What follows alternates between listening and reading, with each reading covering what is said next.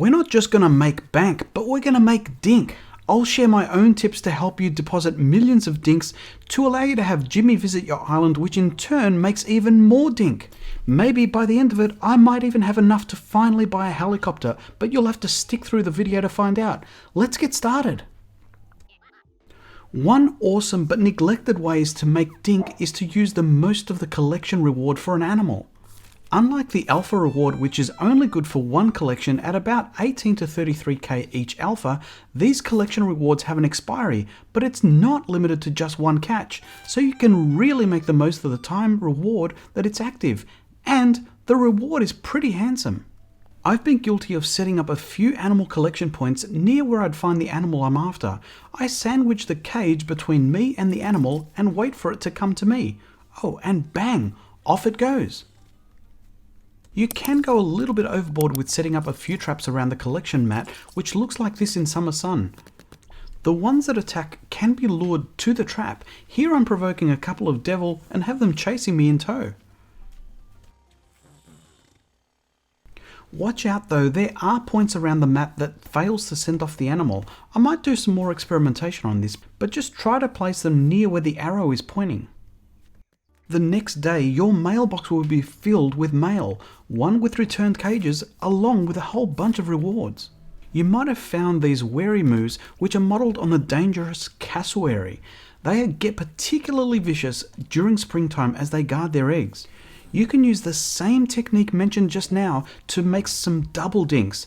No, that's not double income, no kids, but you'll get money the next day and you'll make a safe space to collect the eggs and sell them to John. Just don't feel bad as they fly overhead as I raid this loot.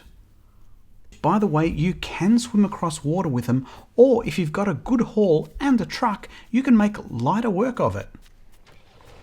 While I sell this pile of eggs to John, let me segue to other money makers. Speaking of carrying things over your head, keep a watch for things like fossils, even though you might be being chased by animals. Thunder eggs are created when there's a thunderstorm, so keep a watch for those.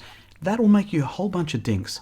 Occasionally you might dig up an amber chunk and of course ruby and emerald clumps that you can get from down in the mines. These can make you some decent dink. During spring, your island will explode with life, including a bunch of flowers not normally seen. These flowers can be relatively lucrative, with these first 6 fetching a 700 dink price tag. This includes the paper daisies, which are 3 variant colours of white, orange and pink. These can be found during spring in the bushland areas. Then there's the jackaroo paw, which can be seen in the desert after rain. The amazing bird of paradise, which can be found both in the deep mines or undergrove, along with the mystery flights via the airport on Sundays. The flannel flower and the river daisy, which I didn't include in my pockets, can be found in the pine forest during spring. Then there's the butterfly orchid, which isn't worth 700 but close. It's found in the tropical areas, but just watch out for those wary moo. Hopefully you know how to tackle these guys by now. Since these only grow in spring, I'd recommend grabbing at least one of each and make some flower beds once you get the recipe so you can clone all year long. Flowers are easy to clone in Dinkum. No need to water, all it takes is space for it to grow into and you'll get multiple spawned per day, which doesn't sound like much, but once you add up a few of them, it'll help fund your next purchase. Both the mines and the undergrove house some pretty good loot for you to sell off.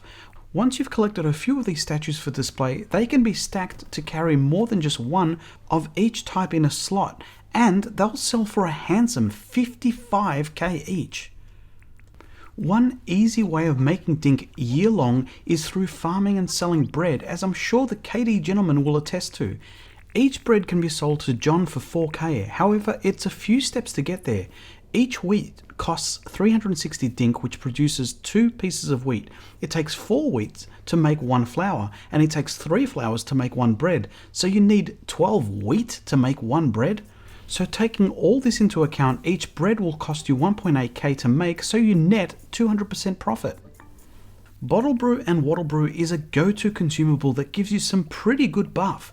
Since I make a lot of these brews, I've committed to making a bunch of billies. I use these billies to also make the 4 types of jam of quandong, banana, lime and apple, with each of these selling for a decent 3.1k each.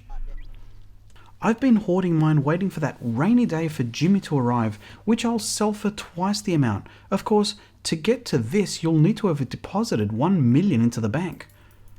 Before Jimmy arrives though, here's what I made from just 63 quandong jam.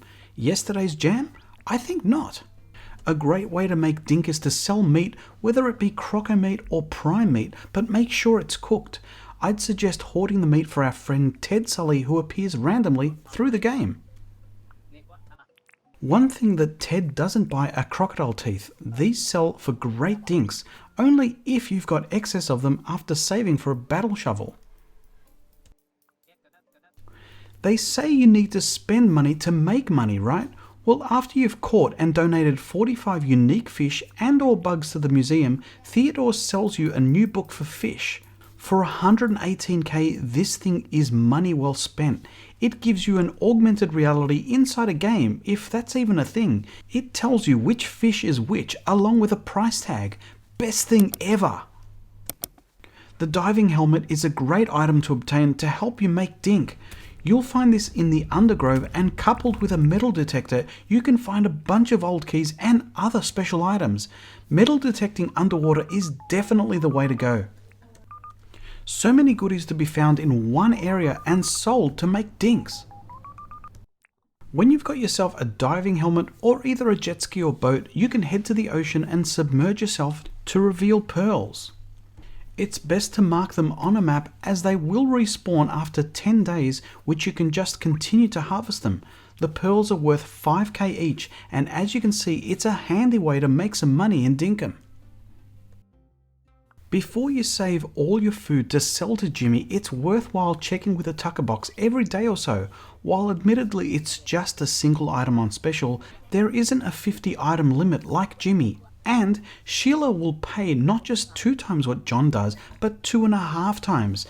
Now I've got enough money to buy that much desired helicopter.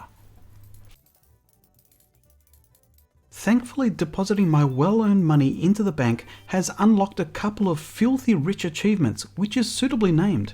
Seemed like this has helped me get enough to earn my flying license. While I'm off to go and buy my helicopter from Franklin, let me know in the comments if there's any other ways for you to make bank. I mean dink in Dinkum. Now, how do I fly this thing? As I take my first flight, check out the video on screen for 17 habits to make your gameplay faster in Dinkum. And thank you so much to my channel members, AG Nation. Woo!